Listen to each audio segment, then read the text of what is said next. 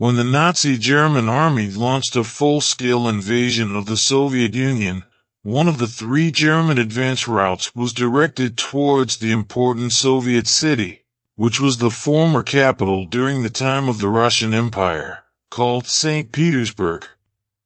However, after the end of the Russian Civil War and the rule of the country by the Bolsheviks, the city was renamed Leningrad, and the Nazi German army was determined to occupy the city to end the conquest of the vast territory of the Soviet Union. However, the will of the people and the brave soldiers of Leningrad stood firm to continue fighting the Nazi army, even though it was heavily besieged by both the Nazi German army in the south and the Finnish army in the north.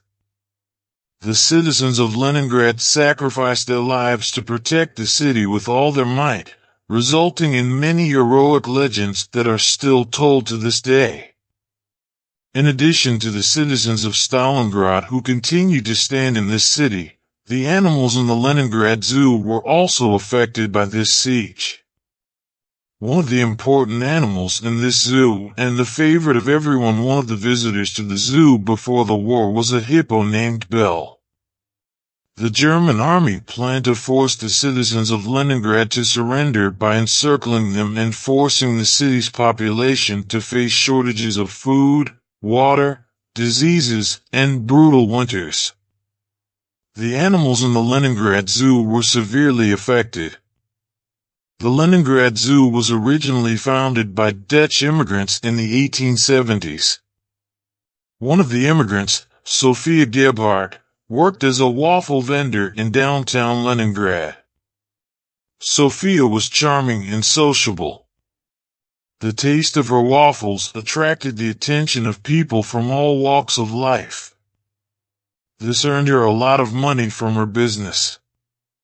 After that, she decided to do what she had always dreamed of, opening a puppet show and a wax museum.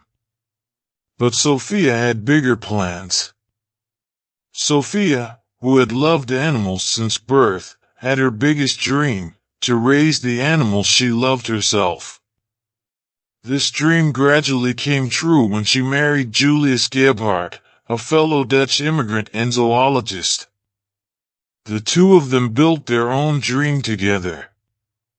Starting with the attempt to lease a plot of land from the Tsar to build a zoo, the couple collected a variety of exotic animals to please the people of Leningrad.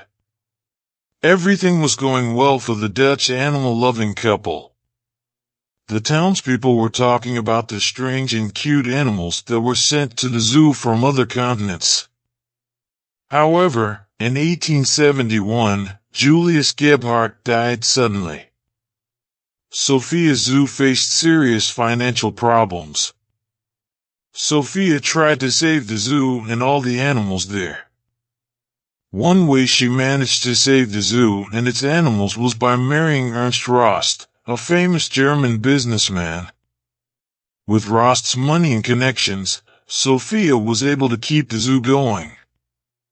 She also opened a restaurant, other attractions, and organized festivals and a music stage inside the zoo. The income from these attractions, along with donations from benefactors, allowed the zoo to grow and expand. More exotic animals were added to the zoo. The zoo also developed a sewage treatment system and its own generator. But everything came to a halt again, and this time it was too much for Sophie to handle. Zoo during the war.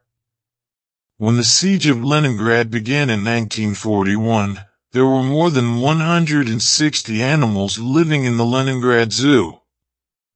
The zookeepers evacuated 80 animals from the city, including polar bears, tigers, leopards, and adult rhinos. They immediately moved them to a site in Kazan, hoping to remove more animals. However, the German army had completely surrounded the city. The Germans launched a massive bombing campaign against Leningrad, damaging some of the animals' habitats. As a last resort, the zookeepers decided to euthanize some of the animals. The animals that would suffer were the large predators that remained, and they were all shot. This was because the zookeepers did not want to risk the animals escaping from their damaged enclosures and endangering the people of Leningrad. Animal euthanasia during the war. This is something that many zoos in some countries that participated in the war had to do out of necessity. For example, during World War I, the London Zoo in England had to kill bears, lions, wild cats, and poisonous snakes. Even during World War II, the Ueno Zoo in Tokyo, Japan had to kill elephants, wild buffaloes, and leopards. The reason for the necessity to kill was that when food and other supplies were running out, the zoo was no longer necessary to take care of, especially during a war like this. It is not worth wasting time finding food for the animals in the cages to eat, but rather to make the people who are still alive full. For example, when Germany was about to lose the war, when the Berlin Zoo was bombed by the British Air Force, many animals escaped. Local officials killed the elephants and giraffes that escaped and sent the meat to a local slaughterhouse to distribute to the public. The remaining animals in the Leningrad Zoo, which include both large and small animals, include elephants, hippos, and pigs. Tigers, donkeys, monkeys, foxes, ostriches, black vultures, deer, goats, and wild buffalo. There were also many other small animals such as rabbits and turtles. When the Germans bombed the city more heavily, it affected the animals more because they were scared of the bombs. Some small animals were shocked by the bombs and died from shock, while others ran around in fear. But there is a story that has been passed down about the bombing that there was a goat in the zoo. While the other animals were shocked and scared by the bombs, the goat climbed up to the roof and watched the Germans attack. The only large animal left in the Leningrad Zoo was a female Asian elephant named Betty. She had been living in the Leningrad Zoo since 1911. But then on September 8, 1941, the German army bombed Leningrad again. The air warning siren sounded throughout the zoo. Betty the elephant quickly ran into her cage. But a bomb fell right in front of her cage. As a result, one of the zookeepers who was taking care of her died immediately. The explosion caused Betty's cage to collapse on her body, seriously injuring her and trapping her under the debris. Betty screamed in pain, but no one in the area could help her because the bombs from the German planes were raining down. For about 15 minutes, Betty lay injured from the air raid, but eventually she died from her injuries. Betty the elephant and many other animals in the zoo were killed by the German attacks. Despite the idea and the desire of the people of the city to cut their bodies to eat the people of the city, the zookeepers refused to do so. Their bodies were buried in the zoo grounds. The German bombing destroyed the Leningrad Zoo's water supply system, the sewage treatment system, and the generators were damaged and rendered unusable, resulting in the zoo having no electricity.